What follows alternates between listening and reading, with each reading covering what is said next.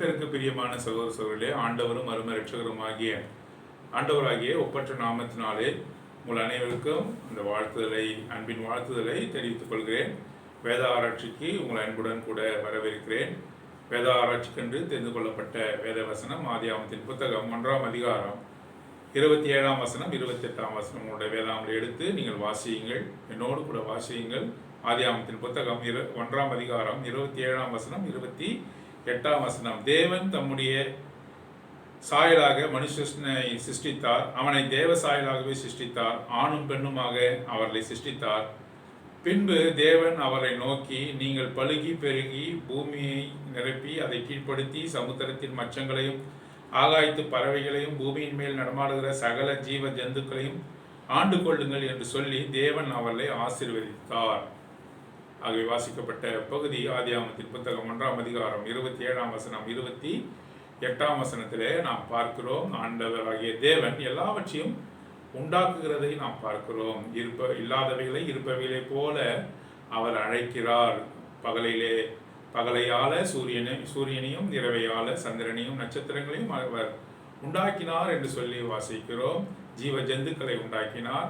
ஆகாயத்து பறவைகள் ஊர்வன, பரப்பன, நீந்துவன, கடல் ஆறுகள் எல்லாவற்றையும் அவர் உண்டாக்கினார். எல்லாவற்றையும் உண்டாக்கி கடைசியாக மனுஷ குலத்தை அவர் உண்டாக்குகிறதைத்தான் ஆதியாகமம் 1ஆம் அதிகாரம் 27ஆம் வசனம் 28ஆம் வசனத்திலே பார்க்க தேவன் உதவி செய்தார். எல்லா சிருஷ்டிப்புக்கும் முத்தாய்ப்பாக உயர்ந்த சிருஷ்டிப்பாக மனித குலத்தை அவர் உண்டாக்கினார் என்று சொல்லி வாசிக்கிறோம். அவர் உண்டாக்கினது மாத்திரமல்ல, தான் சிருஷ்டித்த எல்லாவற்றையும் அவனுக்கு கையளித்தார். எல்லாவற்றையும் அவனிடத்திலே ஒப்பு கொடுத்து இதை கீழ்ப்படுத்தி நீ ஆளுகை செய் என்று ஒப்பு கொடுத்தார்.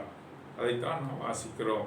பின்பு தேவன் அவரை நோக்கி, பலுகி பெருகி பூமியை நிரப்பி அதை கீழ்ப்படுத்தி என்று வாசிக்கிறோம். எல்லாவற்றையும் நீங்கள் கீழ்ப்படுத்தி வாழ வேண்டும் என்று சொல்லி இந்த மனித குலத்திற்கு அவர் கையளிக்கிறார். எல்லாவற்றையும் ஒப்பு கொடுக்கிறதை நாம் பார்க்கிறோம். பாருங்க, எல்லாவற்றையும் உண்டாக்கின தேவன் மனுஷர்களை கடைசியாக அவர் உண்டாக்குகிறார். அவர் உண்டாக்கும் பொழுது ஆணும் பெண்ணுமாக உண்டாக்கினார்.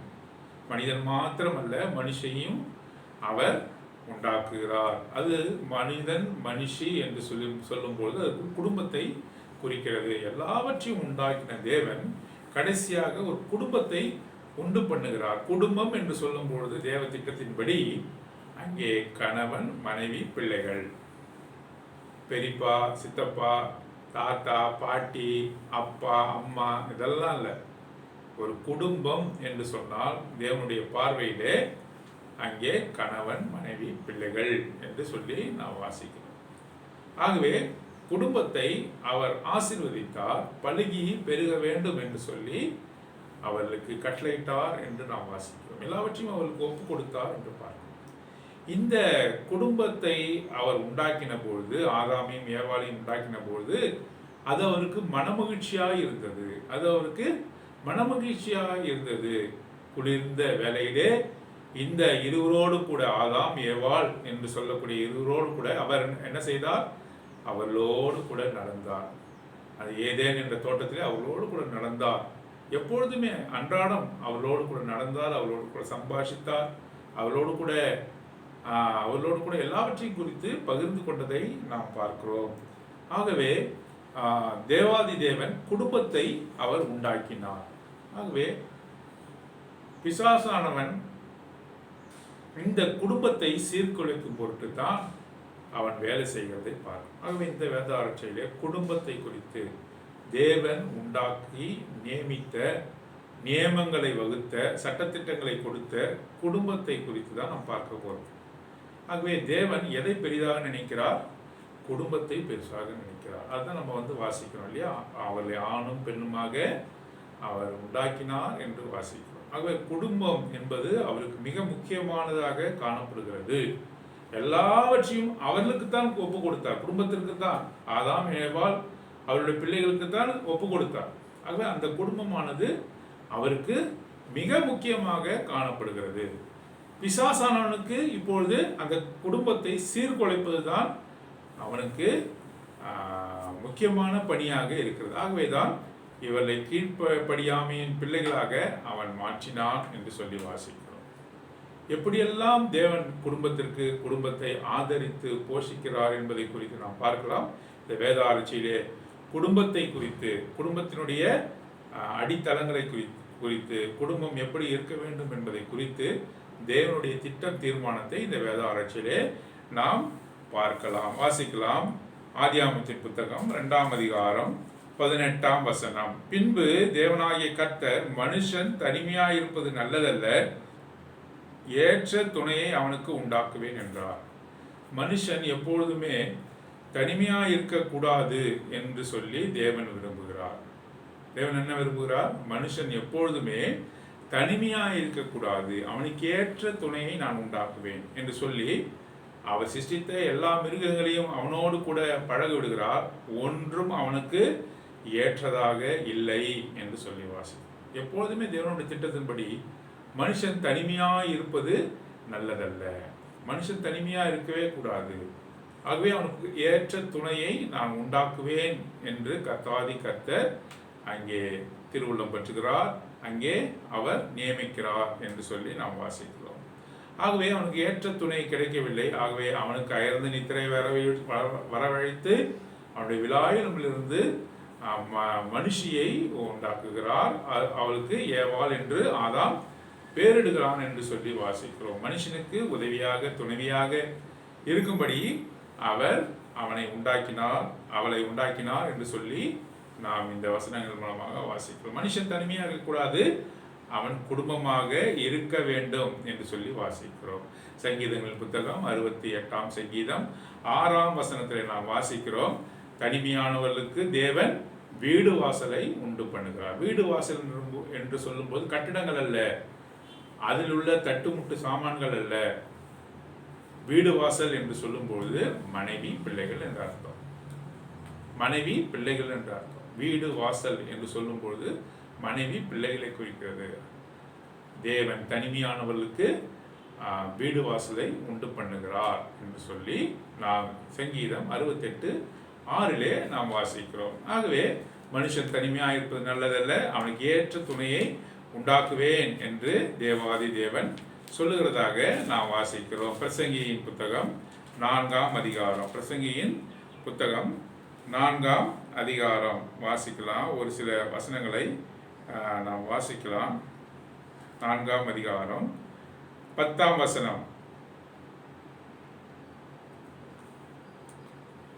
9ஆம் வசனத்திலிருந்து நாம் வாசிக்கலாம். பிரசங்கியின் புத்தகம் 4ஆம் அதிகாரம் 9ஆம் வசனம்.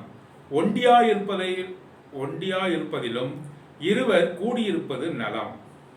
ஒண்டியாயிருப்பதிலும் இருவர் கூடியிருப்பது நலம். அவர்களுடைய பிரயாசத்தினால் அவர்களுக்கு நல்ல பலன் உண்டாகும். அவருடைய பிரயாசத்தினால் நல்ல பலன் உண்டாகும்.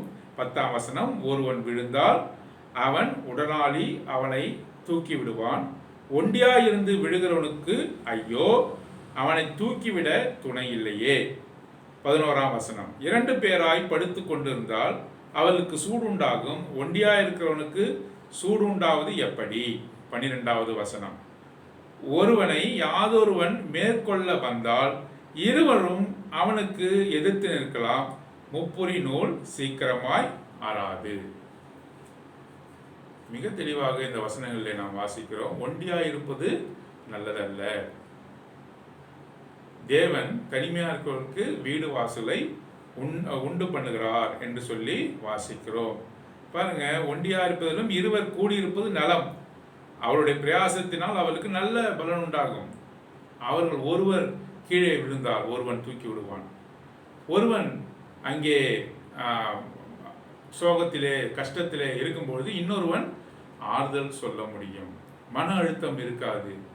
ஆகவே வேலையை பகிர்ந்து கொண்டு செய்ய முடியும் என்பது தேவனுடைய திட்ட தீர்மானமாக இருக்கிறது. ஒருவன் விழுந்தால் அவன் உடனாளி அவனை தூக்கி விடுவான். விழுகிறது என்பது பிசிக்கலி விழுறதல்ல, அதாவது அவர்கள் விழுந்து கிடப்பதல்ல. வாழ்க்கையிலே விழும்பொழுது, வாழ்க்கையிலே தோல்விகள் வரும்பொழுது தனியான ஒரு மனுஷன் அதை சகித்து கொள்ள முடியாது. ஆகவே அவனுக்கு ஒரு உடனாளி கூட்டாளி வேண்டும் என்பது தேவனுடைய தீர்மானமாக காணப்படுகிறது. ஆகவேதான் ஒருவன் விழுந்தால் அவன் உடனாளி அவனை தூக்கி விடுவான். ஒண்டியா இருந்து விழுகிறவனுக்கு ஐயோ, ஒண்டியா இருந்து கஷ்டப்படுகிறவனுக்கு ஐயோ, அவனை தூக்கிவிட துணை இல்லையே, அவனை தூக்கிவிட துணை இல்லையே. பாருங்க, கணவன் மனைவியை பார்க்கிறோம்.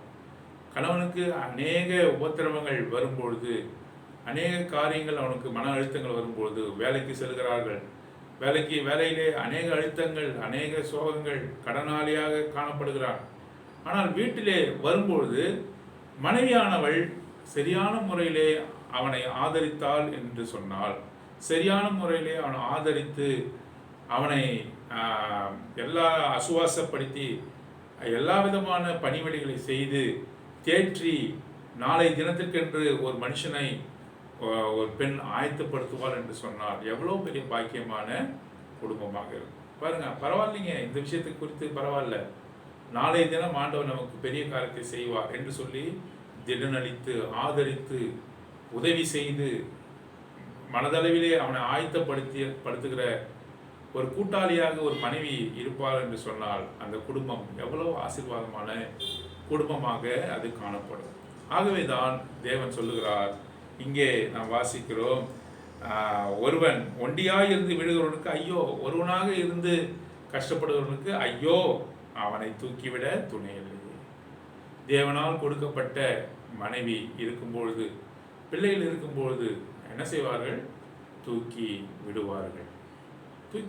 சோர்ந்து போகாதே என்று சொல்லி ஆண்டவர் நமக்கு நன்மையான காரியங்களை செய்வார் என்று சொல்லி அவர் ஆற்றுவார்கள், தேற்றுவார்கள். எந்த ஒரு மனுஷனாக இருந்தாலும், தேவனுடைய ஊழியக்காரனாக இருந்தாலும் சரி, தேவனுடைய பிள்ளையாக இருந்தாலும் சரி, யாராக இருந்தாலும் சரி, விழுகிற நேரங்கள் வரத்தான் செய்யும், விழுந்து போகிற நேரங்கள் வரத்தான் செய்யும். பாருங்க, இந்த மனுஷ வாழ்விலே இருக்கும் வரை அவன் நோயிலாவது, கஷ்டத்திலாவது, மன சோர்விலாவது, துன்பத்திலாவது, ஏச்சு பேச்சுகளாவது அவன் சோர்வடைந்து விழுந்து போவதற்கு வாய்ப்புகள் அநேகம் உண்டு.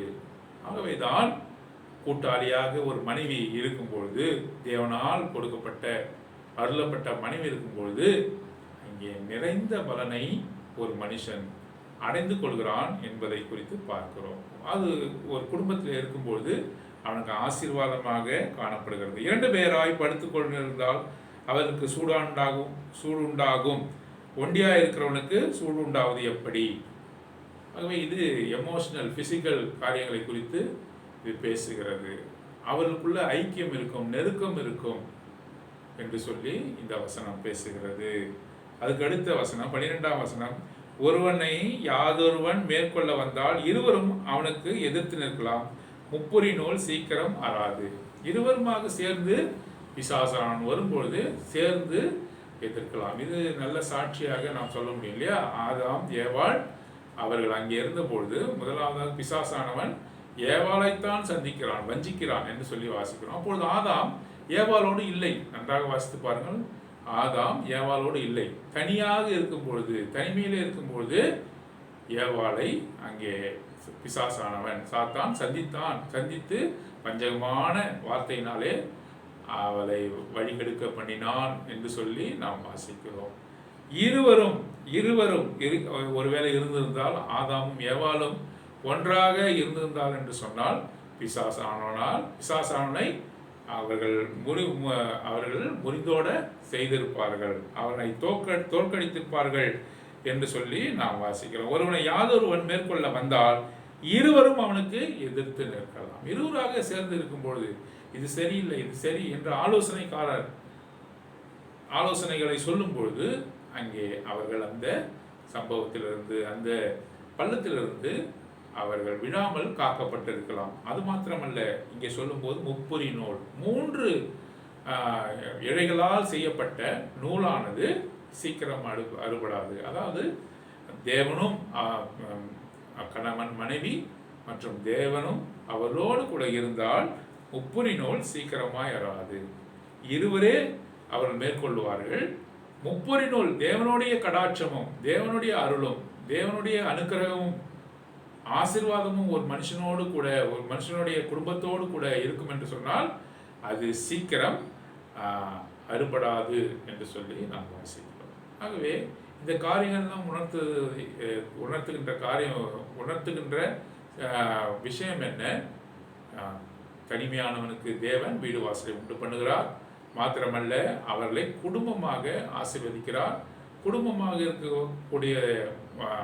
குடும்பமாக இருப்பதினால் வரக்கூடிய பலன்களை குறித்து நாம் இந்த பகுதியிலே நாம் வாசிக்கிறோம். பாருங்க, ஆதியாகமம் புத்தகம் 2ஆம் அதிகாரம் 23ஆம் வசனத்திலே, அப்பொழுது ஆதாம், இவள் என் எலும்பில் எலும்பும் மாம்சத்தில் மாம்சமாய் இருக்கிறாள் என்று சொல்கிறார்.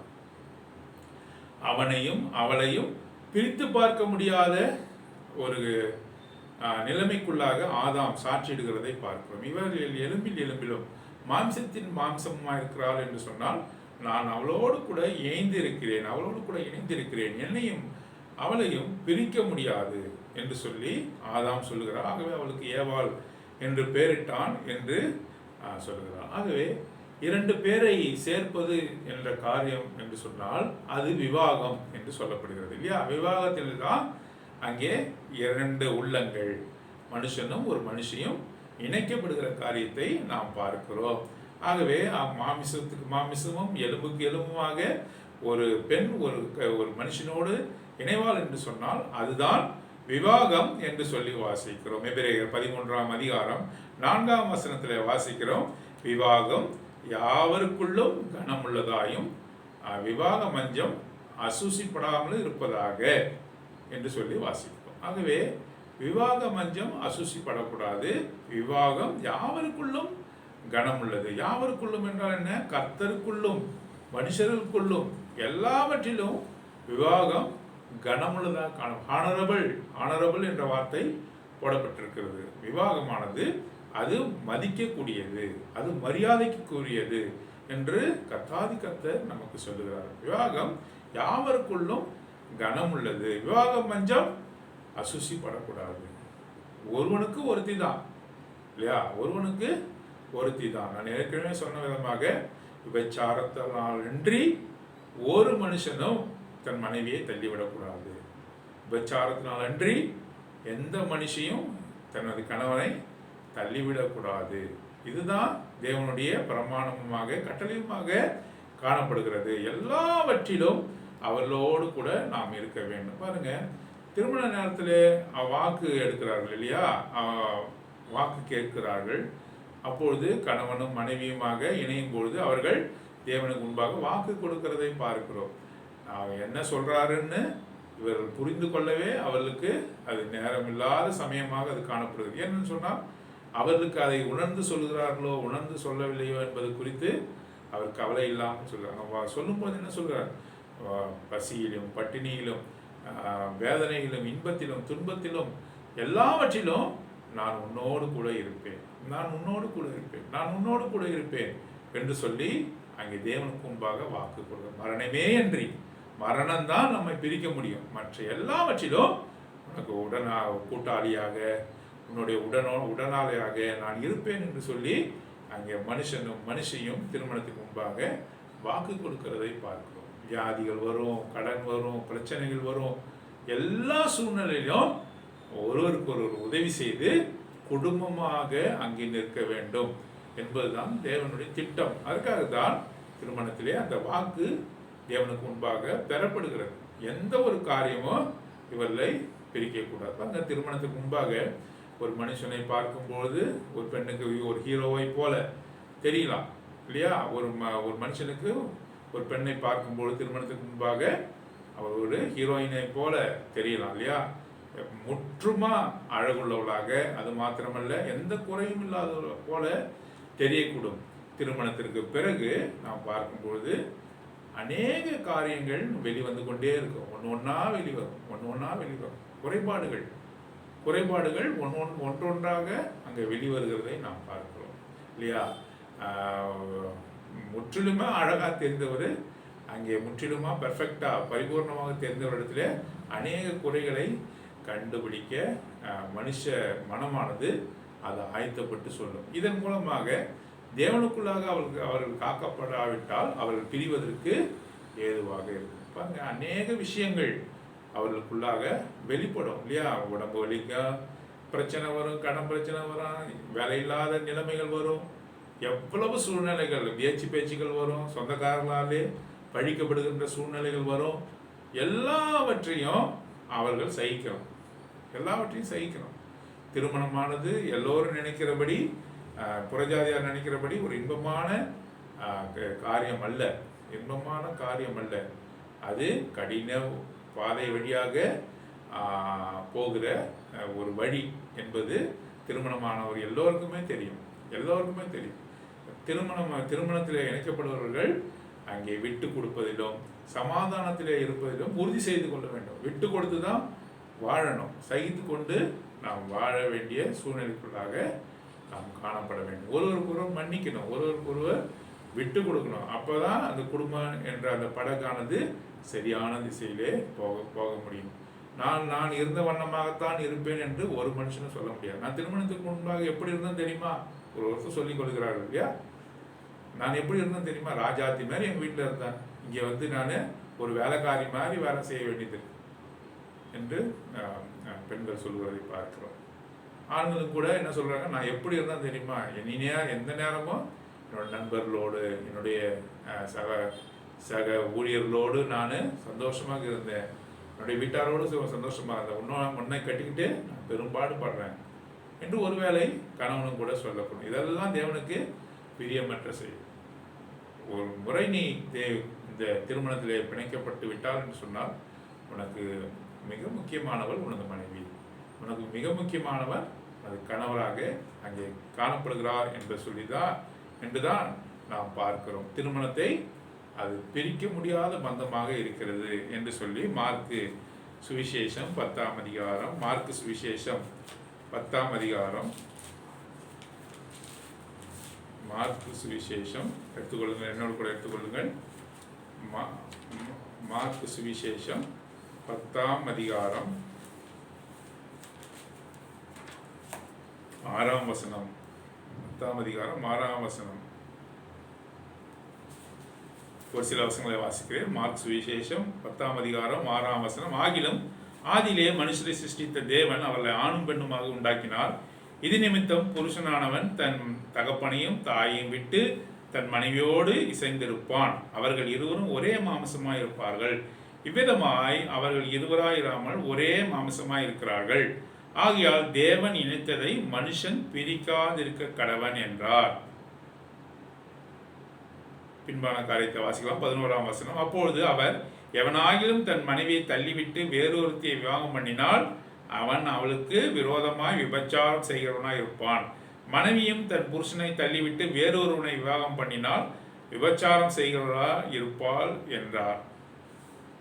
ஆகவே இது நித்தியமாக ஏற்படுகின்ற பந்தமாக இருக்கிறது. திருமணமானது நித்தியத்திற்கு ஏற்படுத்தப்படுகிற பந்தமாக இருக்கிறது என்று சொல்லி வாசிக்கிறோம். தேவன் இணைத்ததை மனுஷன் பிரிக்காதிருக்க கடவன். அது மாத்திரமல்ல, ஒரு மனுஷி வேறொருவனோடு கூட உறவு கண்டாள் என்று சொன்னால் அவள் விபச்சாரம் செய்கிறாள். மனுஷன் வேறொரு பெண்ணோடு கூட உறவு கொண்டாள் என்று சொன்னால் விபச்சாரத்திற்கு அடையாளமாக இருக்கிறது என்று சொல்லி நாம் வாசிக்கிறோம்.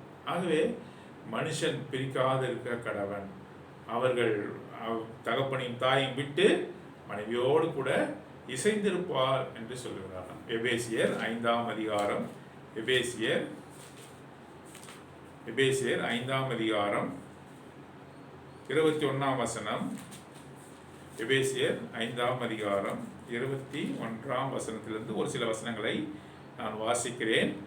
தெய்வ பயத்தோடே ஒருவருக்கொருவர் கீழ்ப்படிந்திருங்கள். மனைவியிலே கர்த்தருக்கு கீழ்ப்படுகிறது போல உங்கள் சொந்த புருஷனுக்கு கீழ்ப்படியுங்கள். கிறிஸ்து சபைக்கு தலையா இருக்கிறது போல புருஷனும் மனைவிக்கு தலையா இருக்கிறான். அவரே சரீரத்துக்கு இரட்சகராய் இருக்கிறார். ஆகையால் சபையானது கிறிஸ்துவுக்கு கீழ்ப்படுகிறது போல மனைவிகளும் தங்கள் சொந்த புருஷர்களுக்கு எந்த காரியத்திலும் கீழ்ப்படிந்திருக்க வேண்டும். புருஷர்களே, உங்கள் மனைவிகளில் அன்பு கூறுங்கள். அப்படியே கிறிஸ்துவும் சபையில் அன்பு கூர்ந்து தாம் அதை திருவசனத்தை கொண்டு தண்ணீர் முழுக்கினால் சுத்திகரித்து பரிசுத்தமாக்குவதற்கும் கரைத்திரை முதலானவைகளை ஒன்றும் இல்லாமல் பரிசுத்தமும் பிழையற்றதுமாய் மகிமையுள்ள சபையாக அதை தமக்கு முன் நிறுத்திக் கொள்வதற்கும் தம்மை தாமே அதற்கு ஒப்பு கொடுத்தார். அப்படியே புருஷர்களும் தங்கள் மனைவிகளை தங்கள் சொந்த சரீரங்களால் பாவித்து அவளை அன்பு கூற வேண்டும். தன் மனைவியில் அன்பு கூறுகிறவன் தன்னிலைத்தான் அன்பு கூறுகிறான். தன் சொந்த மாம்சத்தை பகைத்தவன் ஒருவனும் இல்லையே. கர்த்தர் சபையை போஷித்து காப்பாற்றுகிறது போல ஒவ்வொருவனும் தன் மாம்சத்தை போஷித்து காப்பாற்றுகிறான். நாம் அவருடைய சரீரத்தின் அவயங்களும் அவருடைய மாம்சத்திற்கு அவருடைய எலும்புகளுக்கும் உரியவர்களாய் இருக்கிறோம். இதன் நிமித்தம் மனுஷன் தன் தகப்பனையும் தன் தாயையும் விட்டு தன் மனைவியுடன் இசைந்து இருவரும் ஒரே மாம்சமாயிருப்பார்கள். இந்த ரகசியம் பெரியது. நான் கிறிஸ்துவை பற்றியும் சபையை பற்றியும் சொல்லுகிறேன். எப்படியும் உங்களில் அவனவன் தன்னிடத்தில் அன்பு கூறுவது போல தன் மனைவிடத்திலும் அன்பு கூற கடவன். மனைவியும் புருஷனிடத்திலே பயபக்தியா இருக்க கடவன். ஒரே கட்டளை தான்.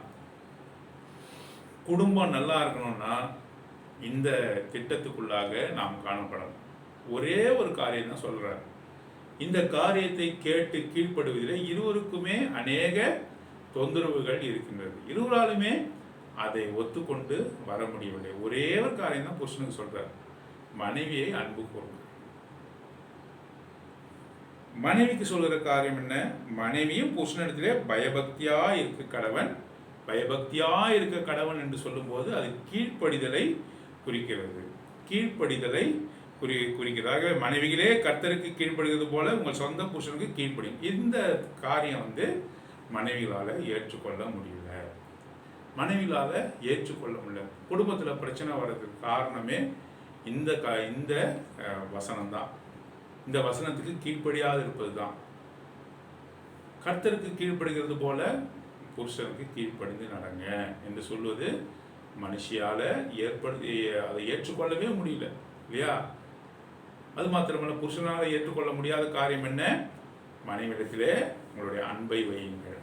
நான் எல்லாரிடத்திலும் தான் அன்பு வைப்பேன், உன்னிடத்திலும் நான் அன்பு வைப்பேன் என்று சொல்லும் பொழுது அது பெரும் பிரச்சனையாக இங்கே வருகிறது. பாருங்க, அடிக்கடி மார்க்கு சுவிசேஷம், ஆதியாகமத்தின் புத்தகம், இங்கே எபேசியர் 5ஆம் அதிகாரத்தில் எல்லாவற்றிலும் சொல்லுகிறார், நீ உன்னுடைய குடும்பத்தாரை விட்டு நாம் அவருடைய சரீரத்தின் அவயங்களாம் எலும்புலாம் இருக்கிறோம். 31. இதை நிமித்தம் மனுஷன் தன் தகப்பனையும் தாயையும் விட்டு, மனுஷன் தன் தகப்பனையும் தாயையும் விட்டு பிரிந்து மனைவியுடன் இசைந்து இருக்கணும். இதை புருஷர்களால் ஏற்றுக்கொள்ள முடியும், கணவனால ஏற்றுக்கொள்ள முடியும். தாய்க்கு பின்னு தான் தாரம், தாய்க்கு பின்னு தான் தாரம். இது தேவனோட திட்டம் அல்ல. யாத்திராமத்தின் புத்தகம் 20ஆம் அதிகாரத்தில் நாம் வாசிக்கிறோம். 20ஆம் அதிகாரம் 21ஆம் வசனத்தில் நாம் இப்படியாக நாம் என்ன வாசிக்கிறோம்? 20ஆம் அதிகாரம் 12ஆம் வசனத்தில் நாம் வாசிக்கிறோம், தகப்பனையும் தாயும் கனம் பண்ணு. தகப்பனையும் தாயும் கனத்துக்குரியவர்கள், மரியாதைக்குரியவர்கள். ஆனால் அவர்கள் குடும்பத்திலே அவர்கள் ஈடுபட்டு நீ இதை இப்படி செய்ய, நீ அதை அப்படி செய்ய என்று மருமகளுக்கு கட்டளையிடுவதோ அல்லது தனது மகனுக்கு கட்டளையிடுவதோ மகளுக்கு கட்டளையிடுவதோ அது கூடாத காரியம். கட்டளை அந்த குடும்பத்திலே நுழைந்து பல காரியங்களை சொல்வதன் மூலமாக குடும்பத்திலே பெரும் பிரச்சனைகள் அங்கே ஏற்படுகிறதை நாம் பார்க்கிறோம். அவர்கள் கனத்துக்குரியவர்கள், மரியாதைக்குரியவர்கள். ஆனால் குடும்பத்திலே முடிவுகளை எடுக்கும்போது கணவனும் மனைவியும் சேர்ந்துதான் அங்கே எடுக்க வேண்டும். மனைவி புருஷனுடைய அன்புக்குரியவள். மனைவியும் அங்கே புருஷனுக்கு எல்லா விதத்திலும் பயபக்தியோட கூட, இது இந்த காலகட்டத்தில் இருக்கிற பெண்களால் ஏற்றுக்கொள்ளவே முடியல. பயபக்தியோடைய கூடிய கீழ்ப்படிதல், பயபக்தியா இருக்க கடவுள். கிறிஸ்துவை போல என்னோட புருஷன் இருக்கிறார் என்று சொல்லி இந்த வசனங்களை நாம் வாசிக்கிறோம். புருஷனுக்கு கிறிஸ்து தலையா இருக்கிறார், ஸ்திரீக்கு புருஷன் தலையா இருக்கிறான். அந்த தேவ தத்துவத்தின் கட்டளைக்குள்ளாக வர முடியாத சூழ்நிலை இருக்கும்போது பல காரியங்கள், குழப்பங்கள் ஏற்படுகிறது. நீ என்ன சொல்வது, நான் என்ன செய்வது? ஒருவேளை மனைவி புருஷனை விட சம்பாதிக்கிறவளாக இருக்கலாம். ஆகவே நான் என் இஷ்டத்துக்கு நான் இருப்பேன் என்று சொல்ல முடியாது. புருஷனும் தான் சம்பாதிக்கிறவனாக அதிகபட்சமாக சம்பாதிக்கணும்னா நான் எல்லாருக்கும் நான் என்னுடைய குடும்பத்தாருக்கு எல்லாவற்றையும் நான் செலவு பண்ணுவேன் என்று சொல்ல முடியாது. மனைவியோடு கூட ஆலோசனை செய்து அவர் நிறைவேற்ற வேண்டியவர்களாக இருக்கிறோம். இதுதான் தேவனுடைய திட்டமும் தீர்மானமுமாய் இருக்கிறது. இப்படி குடும்பம் கட்டமைக்கப்படவில்லை என்று சொன்னால் தேவ தத்துவத்திற்கு கீழாக இந்த குடும்பமானது வரவில்லை என்று சொன்னால் பிசாசானவன் அதை தாக்குவான். குடும்பத்திலே சாட்சி கெடுக்க பண்ணுவான். குடும்பத்தில் சாட்சி கெட்டுதுன்னா கணவன் மனைவிக்குள்ள பிரச்சனைகள் வரும் என்று சொன்னால் அது பிள்ளைகளை பாதிக்கும், அவரை சுற்றி இருக்கிறவர்களை பாதிக்கும், சபையை பாதிக்கும். ஆகவேதான் குடும்பத்திற்கு மிக முக்கியத்துவத்தை நாம் கொடுக்கிறோம். அடிக்கடியாக இந்த செய்தியை நாம் சபையிலே சொல்லிக்கொண்டே இருக்கிறோம். குடும்பமானது தேவனால் உண்டு பண்ணப்பட்டது. அதை சீர்குலைக்க வேண்டும் என்பதுதான் பிசாசனுடைய செய்கை திட்டம். அதை நாம் சரியான விதத்திலே புரிந்து கொண்டு அவனை நாம் தோற்கடிக்க வேண்டும் என்பதுதான் தேவனுடைய பிரியமாய் இருக்கிறது. குடும்பத்திலே உண்மையாய் இல்லாமல், குடும்பத்திலே ஒரு நல்ல சாட்சியை பெறாமல் தேவனுடைய காரியங்களில் ஈடுபட முடியாது. 1 தீமோத்தேயு 3ஆம் அதிகாரம் 1-5 வசனங்களை வரை வாசிக்கிறோம். கண்காணியானவன் எப்படி இருக்க வேண்டும்? தன் சொந்த குடும்பத்தை நன்றாக பராமரிக்கிறவனாக இருக்க வேண்டும். தன் சொந்த குடும்பத்தை நன்றாக பராமரிக்கவில்லை என்று சொன்னால் தேவ சபையை எப்படி நடத்துவான்? 1 தீமோத்தேயு 3ஆம் அதிகாரம் 1-5 வரை இந்த வசனங்கள் தான் வாசிக்கிறோம். பாருங்க, எவ்வளவு பெரிய காரியத்தை தேவாதி தேவன் அங்கே சொல்லுகிறார் பாருங்க.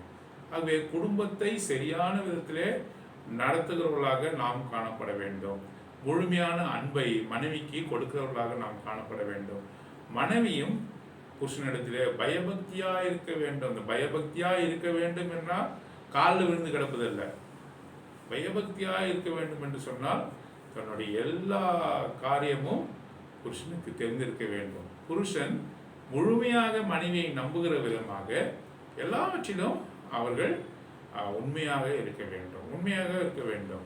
எந்த விதத்திலுமே கணவனுக்கு தீங்கு செய்யாமல், கணவனை வஞ்சிக்காமல் அவர்கள் காணப்பட வேண்டும் என்பதுதான் தேவனுடைய திட்டமும் தீர்மானமாக காணப்படுகிறது. 1 கொரிந்தியர் 7ஆம் அதிகாரம் 1 கொரிந்தியர் 7ஆம் அதிகாரத்தில் ஒரு சில வசனங்களை நாம் வாசிக்கலாம். 3ஆம் வசனம் 1 கொரிந்தியர் 7:3, புருஷன் தன் மனைவிக்கு செய்ய வேண்டிய கடமையை செய்ய கடவன், அப்படியே மனைவியும் தன் புருஷனுக்கு செய்ய கடவள் என்று சொல்லி வாசிக்கிறோம். மனைவியானவள் தன்னுடைய கடமையை புருஷனுக்கு செய்யணும். பயபக்தியா இருக்கணும். சரீர பிரகாரமான தேவைகளை சந்திக்கணும். அவனுக்கு வேண்டிய எல்லா ஆறுதலையும் தரணும், தேர்தலையும் தரணும்.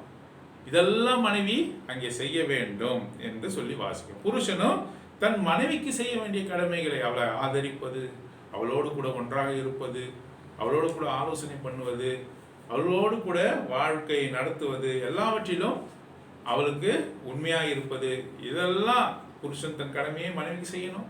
மனைவிக்கு கொடுக்கப்பட்ட கடமையை மனைவி சரியான விதத்தில் புருஷனுக்கு செய்ய வேண்டும் என்று இந்த வசனம் சொல்கிறது. மனைவியானவள் தன் சுய சரீரத்துக்கு அதிகாரி அல்ல. மனைவியுடைய சரீரமானது அவளுக்கு சொந்தமானது அல்ல. புருஷனுடைய சரீரம் அவனுக்கு சொந்தமானது அல்ல, அது மனைவிக்கு சொந்தமானது. மனைவியுடைய சரீரம் புருஷனுக்கு சொந்தமானது. இதனுடைய சாராம்சம் என்ன? வேசித்தனம் பண்ணக்கூடாது.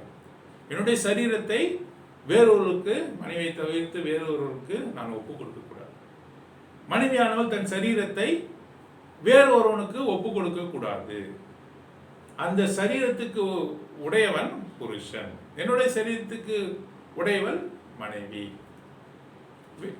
என்னுடைய சரீரத்தை வேறொருவனுக்கு கையளிக்க கூடாது, ஒப்பு கொடுக்க கூடாது. இதுதான் தேவனுடைய திட்டமாக இருக்கிறது. உபவாசத்திற்கும் ஜபத்திற்கும் தடையிராதபடிக்கு இருவரும் சில காலம் பிரிந்திருக்க வேண்டும் என்று சம்மதித்தாலின்றி ஒருவரை விட்டு ஒருவர் பிரியாதிருங்கள். உங்களுக்கு விரகத்துவம் இல்லாமையாலும் சாத்தான் உங்களை தூண்டி விடாதபடிக்கும் மறுபடியும் கூடி வாழுங்கள். இது மிக முக்கியமான வசனமாக. உபவாசத்திற்கும் ஜபத்திற்கும் தடை இராதபடிக்கு உபவாசம் பண்ணும் போதும், உபவாசம் இருக்கும்போது தேவனுக்கு என்று சில காரியங்களை ஒப்பு கொடுத்து நாம் உபவாசம் இருக்கும் பொழுதும் ஜபிக்கும் பொழுது மாத்திரம்தான் புருஷனை விட்டு பிரிஞ்சிருக்கணும். அப்படியும் அங்கே என்ன சொல்றாரு? மனைவிகள் இது தவறாக புரிந்து கொண்டு, புருஷர்கள் இது தவறாக புரிந்து கொண்டு என்ன செய்கிறார்கள்?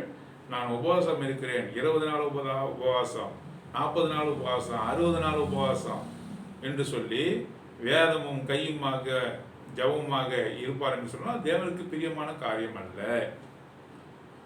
உபவாசம் இருக்க போகிறேன் என்று ஒரு மனைவி முடிவெடுத்தால் அல்லது கணவன் முடிவெடுத்தால் முதலாவதாக தாங்களே முடிவெடுத்து கொண்டு அங்கே செய்வதல்ல. முதலாவது உன்னுடைய கணவனிடத்திலோ மனைவியிடத்திலோ நீ கேட்கணும். அதுதான் இங்கே வாசிக்கிறோம் பாருங்க.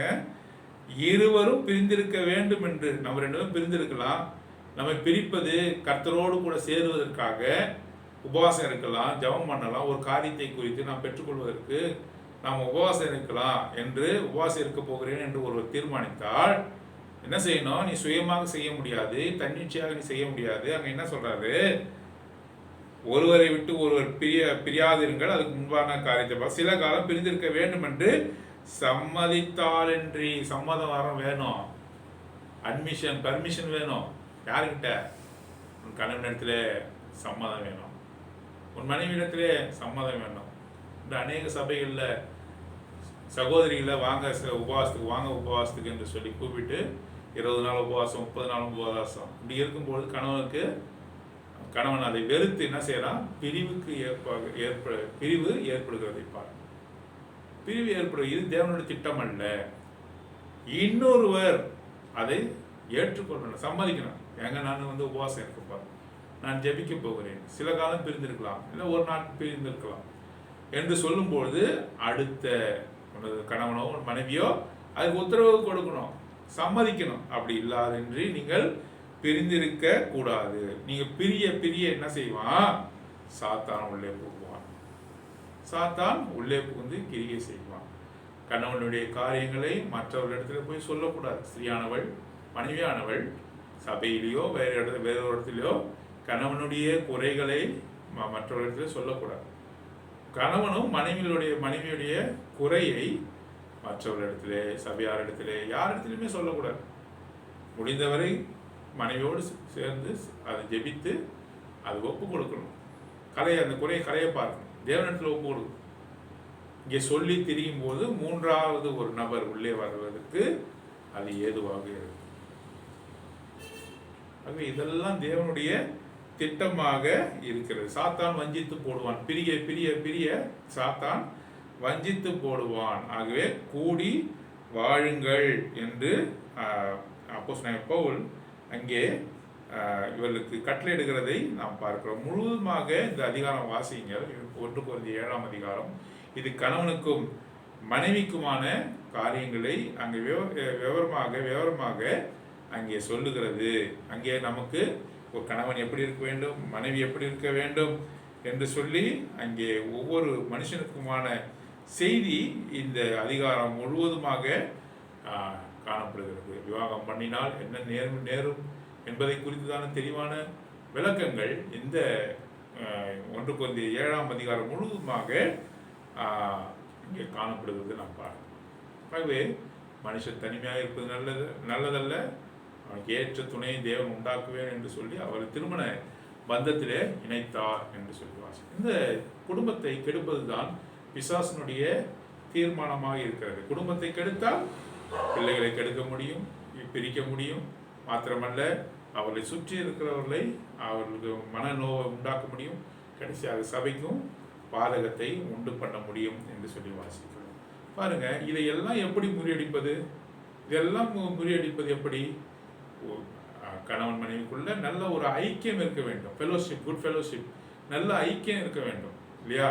நல்ல ஒரு ஐக்கியம் இருக்க வேண்டும், சமாதானம் இருக்க வேண்டும், சந்தோஷம் இருக்க வேண்டும், மன்னிப்பு இருக்க வேண்டும், விட்டு கொடுத்தல் இருக்க வேண்டும். இதெல்லாம் இந்த வசனங்கள்ல பார்க்கிறோம். 1 பேதுரு 4ஆம் அதிகாரம் 8ஆம் வசனம் முதல் 11ஆம் வசனம் வரை இந்த காரியங்களை நாம் வாசிக்கிறோம். 1 பேதுரு 4ஆம் அதிகாரம் 8ஆம் வசனத்திலிருந்து 11ஆம் வசனம் வரை இந்த காரியங்கள்லாம் நாம் வாசிக்கிறோம். 1 பேதுரு 4ஆம் அதிகாரம் 8ஆம் வசனம். எல்லாவற்றுக்கும் மேலாக ஒருவரில் ஒருவர் ஊக்கமாய் அன்புள்ளவர்களாக இருங்கள். அன்பு திரளான பாவங்களை மூடும். முறுமுறுப்பில்லாமல் ஒருவரை ஒருவர் உபசரியுங்கள். அவனவன் பெற்ற வரத்தின்படியே நீங்கள் தேவனுக்கு பற்பல கிரிகளையும் ஈவுகளையும் பகிர்ந்து கொடுக்கும் நல்ல உக்கிராதனை போல ஒருவருக்கொருவர் உதவி செய்யுங்கள். பாருங்க, இந்த காரியங்கள்லாம் சொல்லும் பொழுது 8ஆம் வசனத்தில் சொல்லுகிறார், எல்லாவற்றுக்கும் மேலாக ஊக்கமான அன்புள்ளவர்களாக இருங்க. இது சபையில் இருக்கிறவர்கள் மாத்திரமல்ல, கணவன் மனைவிக்கும் இது பொருந்தும். ஊக்கமான அன்புள்ளவர்களாக காணப்படுங்கள். அன்பு திரளான பாவங்களை மூடும். அவனும் கணவன் மனைவிக்கு எதிராக ஒரு சில பாவங்களை குறைகளை அவனிடத்தில் காணும் பொழுது நீ நேசிக்க நேசிக்க அந்த குறையெல்லாம் மறைந்து போகும். முறுமுறுப்பு இல்லாமல் கடமையாக செய்யாதே, எந்த ஒரு காரியத்தையும் அன்பாலே செய், அன்பின் நிமித்தமாக செய். மனைவி கணவனுக்கு செய்கிற எந்த காரியத்தையும் அன்பின் நிமித்தமாக செய்ய வேண்டும். மனைவி கணவனுக்கு செய்கிற எந்த காரியத்தையும் அன்பின் நிமித்தமாக, கணவன் மனைவிக்கு செய்கிற எந்த காரியத்தையும் அன்பின் நிமித்தமாக செய்ய வேண்டும் என்று சொல்லி நாம் வாசிக்கிறோம். மன்னிப்பு அங்கு இருக்க வேண்டும், அன்பு இருக்க வேண்டும். கொலோசியர் 3ஆம் அதிகாரம், கொலோசியர் அப்போஸ்தலனாகிய பவுல் கொலோசை பட்டணத்துக்கு எழுதின கொலோசியர்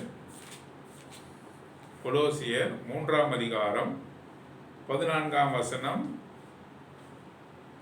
13ஆம் வசனம் 14ஆம் வசனம். கொலோசியர் 3ஆம் அதிகாரம் 13ஆம் வசனம் 14ஆம் வசனம். ஒருவரை ஒருவர் தாங்கி ஒருவர் பேரில் ஒருவருக்கு குறைபாடு உண்டானால் கிறிஸ்து உங்களுக்கு மன்னித்தது போல ஒருவருக்கு ஒருவர் மன்னியுங்கள். மன்னிப்பு. இரண்டாவதாக மன்னிப்பு. முதலாவதாக அன்பு. அன்பு திரளான குறைகளை, பாவங்கள் என்று எடுத்துக்கொள்ள வேண்டிய அவசியம் இல்லை. இந்த இடத்துல குறைகள், கணவன் இடத்திலே காணப்படுகின்ற குறைகள், மனைவி இடத்திலே காணப்படுகின்ற குறைகள் எல்லாவற்றையும் மூடும். அன்பின் நிமித்தமாக எல்லாவற்றையும் மூடி அங்கே நாம் அன்பு கூறலாம் என்று வாசிக்கிறோம். இரண்டாவதாக கொலோசியர் 3ஆம் அதிகாரம் 13ஆம் வசனத்தில் ஒருவரை ஒருவர் தாங்கி ஒருவர் பேரில் ஒரு குறைபாடு உண்டானால் கிறிஸ்து உங்களுக்கு மன்னித்தது போல ஒருவருக்கு ஒரு மன்னியுங்கள். பரவாயில்ல, குறைபாடு இருக்கட்டும், மன்னிக்கலாமே. யாரோ ஒரு இடத்துல உனக்கு யாராவது தவறு செய்துட்டார்கள், நீ யாருக்காவது தவறு செய்துட்டா அவர்கிட்ட போய் சாரி கேட்குறோமே, மன்னிச்சிருங்க பிரதர் சொல்கிறோம், மன்னிச்சிருங்க சார் சொல்கிறோம், மன்னிச்சிருப்பான்னு சொல்கிறோம். மனைவியிடத்திலே மன்னிப்பு கேட்பது ஏன் நமக்கு கூடாத காரியமாக இருக்கு? ஏன்னு சொன்னால் நமக்கு பெருமை இருக்கிறது, நமக்கு இருமார்ப்பு இருக்கிறது. மனைவியிடத்தில் இவரிடத்துல போய் நாம் மன்னிப்பு கேட்பதா, கணவனிடத்தில் போய் நாம் மன்னிப்பு கேட்பதா என்று சொல்லி இந்த சுய பெருமை, சுய காரியங்கள் இது தடையாக இருக்கிறது. வேறு யார் தெரியாத ஆள்கிட்ட போய் மன்னிப்பு கேட்கணும் இல்லையா? நம் மனைவியிடத்திலே, நம் கணவனிடத்திலே மன்னிப்பு கேட்பது ஏன் நம்மளால் முடியாத காரியமாக இருக்கிறது? ஆகவே ஒருவர் தாங்கி ஒருவர் பேரில் ஒரு குறைபாடு உண்டானால் கிறிஸ்து உங்களுக்கு மன்னித்தது போல ஒருவருக்கு ஒரு மன்னியுங்க. கிறிஸ்து மன்னித்தது போல சொல்லி காட்டுறதில்லை, மன்னிச்சுட்டு பிறகு சொல்லி காட்டுறதில்லை. கிறிஸ்து ஒரு தடவை மன்னிச்சார்னா அவற்றை கடலாழத்திற்கு போட்டு விடுகிறார், கடலாழத்தில் போட்டு விடுகிறார். எந்த குறை மகனே என்று சொல்லி, மகளே என்று சொல்லி நம்ம எடுத்து கேட்கிறார். மன்னிச்சுட்டு திருப்பி சுட்டி காட்டுறது கிடையாது. மன்னிச்சுட்டு கொஞ்ச நாள் கழிச்சு நீ அப்படி செய்தியே என்று சொல்லி காட்டுவதில்லை. கிறிஸ்து உங்களை மன்னித்தது போல ஒரு தடவை மன்னிச்சிட்டாருன்னா சுத்தமாக தொடச்சிடுறார். அவரோட நினைவிலிருந்து அந்த குறைபாடை, அந்த பாவத்தை மன்னிச்சிடுறார். அப்படிதான் கிறிஸ்து மன்னிக்கிறார். நாம் கணவனும் மனைவியும் நாம் அப்படித்தான் மன்னிக்க வேண்டும் என்று சொல்லி தேவாதி தேவன் விரும்புகிறார். கிறிஸ்து உங்களுக்கு மன்னித்தது போல ஒருவர் மன்னியுங்கள். ஒருவருக்கு ஒரு குறைபாடு இருக்கும் என்றால் கிறிஸ்து உங்களுக்கு மன்னித்தது போல மன்னிங்க. ஒருவர் தாங்கணும். தாங்குதல் என்றால் என்ன? அவங்களுடைய குறைபாடுகளை நம்ம தாங்கி நிற்கணும், ஆறுதல் சொல்லணும். பரவாயில்ல, இந்த காரியங்கள் போனால் பரவாயில்ல, நாம் வேறு காரியங்களை வைத்து நாம் பிழைத்து கொள்ளலாம், அல்லது நாம் கிறிஸ்துக்குள்ளாக உறுதியாக இருக்கலாம், ஆண்டவர் நமக்கு நன்மையான காரியங்கள் செய்வார் என்று சொல்லி ஆற்றி தேற்றுவது, அதுதான் தாங்குவது. ஒருவர் தாங்குவது. எப்படி நாம் பிரசங்கிலே வாசித்தோம் 4ஆம் அதிகாரம், தனியாக இருப்பது நல்லதல்ல இல்லையா? இருவர் இருந்தால் சமாளிக்கலாம், எல்லாவற்றையும் சமாளிக்க முடியும். ஆகவே இதைத்தான் இங்கே கொலோசியரில் அப்போஸ்தலனாகிய பவுல் சொல்லுகிறார். ஒருவருக்கு ஒரு தாங்கி குறைபாடு உண்டானால் கிறிஸ்து உங்களுக்கு மன்னித்தது போல நாம் மன்னிக்க. முதலாவதாக 1 பேதுரு 4ஆம் அதிகாரத்தில் வாசித்தோம். அன்பு இருக்க குறைபாடுகளை அது மன்னிக்கும், அன்பு மூடும் என்று வாசித்தோம். இரண்டாவதாக கொலோசியர் 3:13ஆம் வசனத்தில் அந்த மன்னிக்கிற தன்மை, கிறிஸ்து மன்னித்தது போல நாம் மன்னிக்கணும். இவை எல்லாவற்றின் மேலும் பூர்ண சற்குணத்தின் கட்டாகிய அன்பை தரித்துக் கொள்ளுங்கள். Bond of perfectness. மென்மேலும் நீங்கள் பரிபூர்ணத்துக்குள்ளாக போகணும். குறைபாடுகளை சுட்டி காட்டிக்கொண்டே இருக்கக்கூடாது. பூர்ண கட்டாகிய அன்பை தெரித்துக் கொள்ளுங்கள். அன்பானது பரிபூர்ணப்படணும். இந்த அன்பு மென்மேலும் வளர்ந்து பரிபூர்ணப்பட வேண்டும் என்று சொல்லி தேவாதி சேவன் சொல்கிறார். அதே காரியத்தை எபேசியர் 4ஆம் அதிகாரத்தில் கூட வாசிக்கிறோம். எபேசியர் 4ஆம் அதிகாரம் 2ஆம் வசனம் 3ஆம் வசனம். எபேசியர் 4ஆம் அதிகாரம் 2ஆம் வசனம் 3ஆம் வசனம், மிகுந்த மனத்தாழ்மையும் சாந்தமும் நீடிய பொறுமையும் உடையவர்களாய் அன்பிலே ஒருவர் தாங்கி சமாதான கட்டினால் ஆவியின் ஒருமையை காத்துக்கொள்வதற்கு ஜாக்கிரதையாக இருங்கள். சமாதானம் தான் உங்களுக்கு கட்டி இருக்கணும். அது மாத்திரமல்ல, நீடிய பொறுமை இருக்கணும், மனத்தாழ்மை இருக்கணும். இதெல்லாம் குடும்பத்தில் முதலாவது காணப்படணும். சபையில் 2வது இருக்கட்டும். குடும்பத்தில் மனத்தாழ்மை இருக்கணும், நீடிய பொறுமை இருக்கணும், பொறுமையாக இருக்கணும், பொறுமையாக இருக்கணும். ஒரு காரியம் வரும்பொழுது குடும்பத்தில் ஒரு காரியம் நம்ம சமாதானத்தை சீர்கெடுக்க வரும்பொழுது பொறுமையாக இருந்து அதை நாம் கையாள வேண்டும் என்பது தான் அப்போஸ்தலனாகிய பவுல் பேசிய சபைக்கு அவர் சொல்லுகிறார். சமாதான கட்டினால் ஆவியில் ஒருமையை காத்துக்கொள்வதற்கு ஜாக்கிரதையாயிருங்கள். பொறுமையாக இருக்கு, யூனிட்டி, பொறுமையாக இருக்கணும். சமாதான கட்டினால் அது கட்டப்பட்டிருக்க வேண்டும். மனத்தாழ்மையாக இருக்கணும், நீடிய பொறுமையாக இருக்கணும், அன்பினாலே கட்டப்பட்டிருக்கணும். எவ்வளோ காரியத்தை அவர் சொல்லுகிறார் பாருங்க. அது மாத்திரம் 32வது வசனம், 32வது வசனம், கடைசி வசனம், ஒருவருக்கொருவர் தயவையும் மன உருக்குமாயும் இருந்து கிறிஸ்துவுக்குள் தயவாயும் மன உருக்குமாயும் இருந்து கிறிஸ்துவுக்குள் தேவன் உங்களுக்கு மன்னித்தது போல நீங்களும் ஒருவருக்கொருவர் மன்னியுங்கள், அன்பு கூறுங்கள். 2 தான் அடிப்படை. நல்ல ஒரு குடும்ப வாழ்க்கைக்கு அடிப்படையான காரியம் என்ன? மன்னிப்பு, அன்பு. அன்பு, மன்னிப்பு. இதுதான் 2 தான். அன்பு, மன்னிப்பு. பூர்ண கட்டாக அன்பை கட்டிக்கொள்ளுங்க. சமாதான கட்டினால உங்களை கட்டிக்குங்க. எத்தனை விதமான கட்டு சொல்றாரு பாருங்க. கயிறு கட்டிக்கிறது இல்லை, கருப்பு கயிறு சிவப்பு கயிறுலாம் கட்டிட்டு வராங்கல்ல, அப்புறம் ஜாதியாகும். கருப்பு கயிறு சிவப்பு ஏன் பயத்து நிமித்தமாக அவர்கள் பாதுகாப்புக்காக அந்த கட்டுகள்லாம் கையில் கட்டியிருக்காங்க. ஆனால் நம்ம கட்ட சொல்றாரு, நம்மையும் நம்ம மனைவியும் சேர்ந்து ஒரு கட்டினால கட்டிக்கொள்ளுங்க. அது என்ன கயிறு? பரிபூர்ண கயிறு. அன்பினால் பரிபூர்ண கயிறால கட்டிக்குங்க. இங்கே சொல்லும்போது சமாதான கயிறுனால கட்டிக்குங்க. மனத்தாழ்மையா இருங்க, அன்பா இருங்க. அன்பு, மன்னிப்பு. அன்பு, மன்னிப்பு. அன்பு, மன்னிப்பு. இதுதான் குடும்பத்தினுடைய அடிப்படை தளமாக இருக்கிறது. கணவனுக்கு சொல்லப்பட்ட ஒரே நியதி நம்ம வாசிச்சோம் எபேசியர் இல்லையா? ஒரே நியதி எபேசியர் 5ஆம் அதிகாரத்தில் வாசிச்சோம் இல்லையா? கணவனுக்கு மனைவிக்கு அன்பு கூறுங்கள், மனைவியிலே கணவனுக்கு பயபக்தியாக இருங்கள், கீழ்ப்படியுங்கள், பயபக்தியா. இதுதான் அவங்களுக்கு கொடுத்தது. இதை நம்ம சரியான முறையில் நாம் கை கொள்வோம் என்று சொன்னால், நீங்கள் இந்தியாவில் இருந்தாலும் சரி, பிரான்ஸில் இருந்தாலும் சரி, அமெரிக்காவில் இருந்தாலும் சரி, ஐக்கிய அமீரகத்தில் இருந்தாலும் சரி, அவர்களுடைய எல்லா சூழ்நிலையிலும் நீ பார்த்தாலும் சரி, இந்த வசனம் எல்லாருக்குமே அப்ளிகபிள். பிரதர், நான் பிரான்ஸில் இருக்கேன் பிரதர், நான் அமெரிக்காவில் இருக்கேன் பிரதர், அங்கே மேரேஜ், அங்கே திருமணமானது ஒரு பொழுதுபோக்கு போல் இருக்கிறது. அது பிடிக்கலன்னா நாங்கள் ஈஸியாக நாங்கள் டைவர்ஸ் பண்ணிவிடுவோம், நாங்கள் சேர்ந்து வாழ மாட்டோம். இதெல்லாம் தேவனுடைய திட்டம் இல்லை. விபச்சாரக்காரராக நாம் மாறிவிடுவோம். ஆகவே தான் நாம் வாசிக்கிறோம் எபிரேயர் 13 4ஆம் வசனத்தில், விவாகம் யாவருக்குள்ளும் கனம் உள்ளது. ஒருவனோடு கூட நீ பிணைக்கப்பட்டால் விவாகத்திலே அது மதிப்புக்குரியது. தேவன் அதை உற்று நோக்குகிறார். ஆகவே உன்னோட இஷ்டத்துக்கு நம்ம இஷ்டத்துக்கு நாம் நடந்து கொள்ள முடியாது என்று சொல்லி நாம் இந்த காரியத்தெல்லாம் நாம் வாசிக்கிறோம். சரி, கடைசியாக ஒரு வசனத்தை வாசிக்கலாம். கடைசியாக ஒரு வசனம் நீதிமொழிகள் புத்தகம்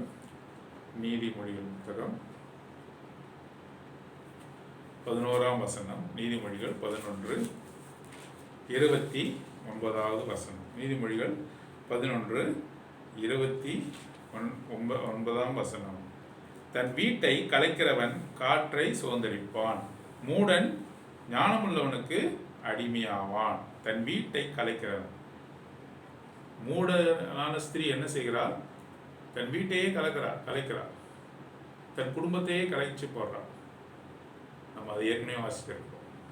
இங்கே நம்ம வாசிக்கிறோம், தன் வீட்டை கலைக்கிறவன், இந்த திட்டமெல்லாம் இல்லாமல், தேவனுடைய திட்டத்தை புரிந்து கொள்ளாமல் சுயமாக ஈடுபட்டு குடும்பத்தை கலைக்கிறவன், தன் கையினாலே கலைக்கிறவன் என்ன எப்படி இருக்கிறான்? தன் வீட்டை கலைக்கிறவன் காற்றை சுதந்தரிப்பான். காற்று வெறுமைக்கு ஒப்பாக இருக்கிறது. வெறுமையை சுதந்தரித்துக் கொள்வான். வெறுமை தான் அவனுடைய வாழ்க்கையில காணப்படும். வெறுமை காணப்படும், இல்லாத தன்மை அவனுக்கு காணப்படும். ஆகவே தேவன் என்று நம் மத்தியிலே குடும்பத்தை குறித்து அவர் பேசினார். குடும்ப தலைப்பிலே முதலாவதாக கணவன் மனைவியை குறித்து பேசியிருக்கிறார். வருங்காலத்திலே வேதாட்சியிலே பிள்ளைகளை குறித்து நாம் பார்க்கலாம். இந்த குடும்பம் என்ற தலைப்பிலே இன்றைக்கு கணவன் மனைவியை குறித்து நாம் பார்க்கலாம் இல்லையா? பிறகு பிள்ளைகளை குறித்து நாம் பார்க்கலாம். அடுத்த வேதாட்சியிலே பிள்ளைகளுக்கு தேவன் சொல்கிற காரியம் என்ன என்பதை குறித்து வாசிக்கலாம். முதலாவதாக இந்த குடும்பம் என்ற தலைப்பிலே கணவன் மனைவியை குறித்து நாம் வாசிக்கலாம். மிக முக்கியமான காரியம், ரீகேப்பாக நான் சொல்லுகிறேன், திரும்ப மீள்பார்வையாக நாம் பார்க்கலாம். மிகவும் நேர்த்தியாக எல்லாவற்றையும் உண்டாக்கின தேவன், உலகத்தில் இருக்கிற எல்லாம் பார்க்கிற எல்லாவற்றையும் உண்டாக்கின தேவன் மனுஷனையும் மனுஷியும் சிருஷ்டித்தார், குடும்பமாக சிருஷ்டித்தார், ஆணும் பெண்ணுமாக சிருஷ்டித்தார். அவளிடத்தில் இந்த உலகத்தில் இருக்கிற எல்லா காரியத்தையும் கையளித்தார், கொடுத்தார். இந்த குடும்பத்தை தான் அவர் நேசித்தார். அந்த குடும்பம் சரியான முறையில் இருக்கக்கூடாது என்று சொல்லி பிசாசானவன் வருகிறான், குடும்பத்திலே குழப்பத்தை விளைவிக்கிறான், குடும்பம் பிரிந்து போகும்படியாக செய்கிறான், குடும்பத்தை கெடுத்து போடுகிறான் பிசாசானவன். அவன் சொல்லை கேட்டு குடும்பத்தை தன் கையினாலே கலைக்கிறவர்களாக நாம் இருக்கிறோமா, அல்லது தேவனுடைய திட்டத்தை அறிந்து குடும்பத்தை கட்டுகிறவர்களாக இருக்கிறோமா? குடும்பத்தின் அடிப்படை என்று சொல்லும்போது முப்பொறி நூல் அறுபடாது. பிரசங்கி 4ஆம் அதிகாரம். 2 பேர் இருந்தால் யாரையும் அவர்கள் எதிர்த்து நிற்கலாம். ஒருவன் விடுவான் என்று சொன்னால் 2 பேர் இருக்கும்பொழுது இன்னொருவன் அவனை தூக்கி விடுவான். எதிர்த்து நிற்பார்கள், பிசாசானுக்கு எதிர்த்து நிற்பார்கள். சேர்ந்து இருக்கும்போது பிசாசானுக்கு எதிர்த்து நிற்பார்கள். முப்பொறி நூல் என்று சொல்லும்போது கர்த்தரும் அங்கே அவர்களோடு கூட இருக்கிறார். சீக்கிரமாக அந்த குடும்பமானது சீர்குலையாது என்று சொல்லி வாசிக்கிறோம். 1 கொரிந்தியர் 7ஆம் அதிகாரத்தில் வாசிக்கும் பொழுது கணவன் மனைவியுடைய ஐக்கியத்தை குறித்து நாம் வாசிக்கிறோம். கணவன் மனைவியுடைய ஐக்கியத்தை குறித்து வாசிக்கிறோம். எப்பொழுதுமே இவர்கள் பிரிந்து போகக்கூடாது என்று சொல்லி 1 கொரிந்தியர் 7ஆம் அதிகாரத்தில் நாம் வாசிக்கிறோம். அது மாத்திரமல்ல, உபவாசத்திற்கென்றும் ஜபத்திற்கென்றுமே அன்றி, அது மாத்திரமல்ல சம்மதித்தாலன்றி, இப்போ நாம் உபவாசம் இருக்க போறோம்னா அடுத்தவங்க அதுக்கு சம்மதிக்கணும். அப்படியே அந்த சூழ்நிலையை தவிர்த்து பிரிந்திருக்கக்கூடாது. நீங்கள் பிரிய பிசாசு அவன் கிரிக்கை செய்து முற்றுமாக அவன் பிரித்து விடுவான் என்று சொல்லி வாசிக்கிறோம். கர்த்தாதி கர்த்தர் தேவாதி தேவன், மார்க்கு சுவிசேஷம் 10ஆம் அதிகாரத்திலே தேவன் நினைத்ததை மனுஷன் பிரிக்காது இருக்க கடவன் என்று சொல்றார். ஆகவே எபேசியர் 5ஆம் அதிகாரத்தை நாம் வாசிக்கும்போது கணவனுக்கு சொல்லப்பட்ட நியதி என்ன? குடும்பம் நன்றாக தேவ தத்துவத்துக்குள்ளாக தேவன் நேசிக்கும் குடும்பமாக இருக்க வேண்டும் என்று சொன்னால் மனைவியை அவன் முழுமையாக அன்பு கூறும். மனைவிக்கு கொடுக்கப்பட்ட கட்டளை என்ன? கணவனிடத்திலே கீழ்ப்படிந்து பயபக்தியாய். இதுதான் அவருக்கு ஒரே சிம்பிளான காரியத்தை சொல்வார். ஆனால் அதை கேட்க முடியவில்லை. பிசாசானவன் அதற்கு அநேக காரியங்களை கொடுத்து நான் ஏன் உனக்கு கீழ்ப்படைய வேண்டும் என்று முரட்டாட்டத்தனமான காரியத்தை நம் மனதுக்குள்ளாக விதைக்கிறான். முரட்டாட்டம் பண்ணுகிறோம், கணவனை எதிர்த்து பேசுகிறோம். கிறிஸ்துவின் சாயலாக கணவன் இருக்கிறான் என்பதை உணர்ந்து கொள்வதே இல்லை, எதிர்த்து பேசுகிறோம். இதன் நிமித்தமாக குடும்பத்திலே பிரச்சனை வருகிறதை நாம் பார்க்கிறோம்.